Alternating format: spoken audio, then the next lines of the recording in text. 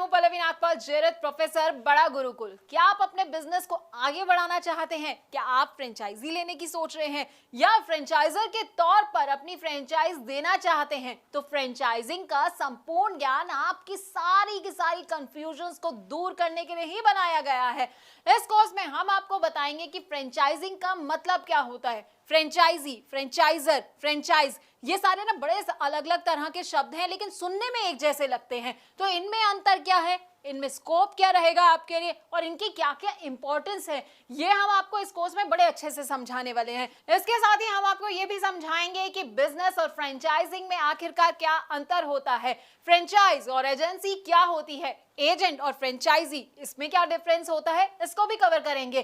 Franchise business से franchise और franchisor को आखिरकार क्या क्या फायदे होते हैं और उससे जुड़े क्या क्या रिस्क होते हैं। अरे भाई, फायदे जान रहे हैं तो रिस्क के बारे में भी तो जानना बड़ा जरूरी हो जाता है, तो हम आपको ये भी समझाएंगे। अब अलग अलग तरह के ना फ्रेंचाइज मॉडल होते हैं जो कि लोगों को पता नहीं होते हैं, तो आपके लिए कौन सा मॉडल सही रहने वाला है, फोको, फोफो, कोको, कोफो, अब इन सब के बारे में भी हम आपको बताएंगे। हम इनके फायदे तो आपको बताएंगे, साथ ही साथ ना इनके नुकसान भी आपको बताएंगे। अब सही फ्रेंचाइज बिजनेस चूज करते वक्त किन किन बातों का आपको ख्याल रखना चाहिए और फ्रेंचाइज बिजनेस से जुड़े कौन कौन से लीगल इश्यूज होते हैं, इसकी पूरी जानकारी भी हम आपको देंगे।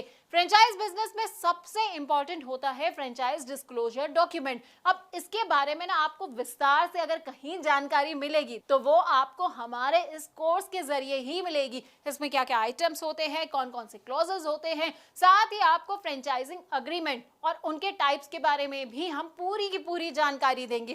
देखिए, फ्रेंचाइज बिजनेस को इवैल्यूएट करने का ना एक अलग क्राइटेरिया होता है, तो वो क्राइटेरिया क्या होता है ये हम आपको बताने वाले हैं। इसके अलावा ट्रेनिंग कैसे दी जाती है अपने फ्रेंचाइजी को, तो हम आपको वो भी बताएंगे। डेवलपमेंट ऑफ एसओपी की भी आपको हर डिटेल के बारे में हम आपको अच्छी तरह से समझाने वाले हैं। अब फ्रेंचाइजी और फ्रेंचाइजर के ना फेलियर के भी कई कारण होते हैं। अब देखिए, आपने बिजनेस तो ले लिया, फ्रेंचाइजी आप बन गए हैं, लेकिन आपको समझ नहीं आया कि भाई मैं फेल कहाँ हो गया। तो फेलियर क्यों हो सकता है, किस किस वजह से हो सकता है, क्या क्या कारण हो सकते हैं फेलियर के, ये भी हम आपको समझाएंगे। तो 20 वीडियोस के अंदर ना आपको हम फ्रेंचाइजी फ्रेंचाइजर से जुड़ी हर बात को बताने वाले हैं।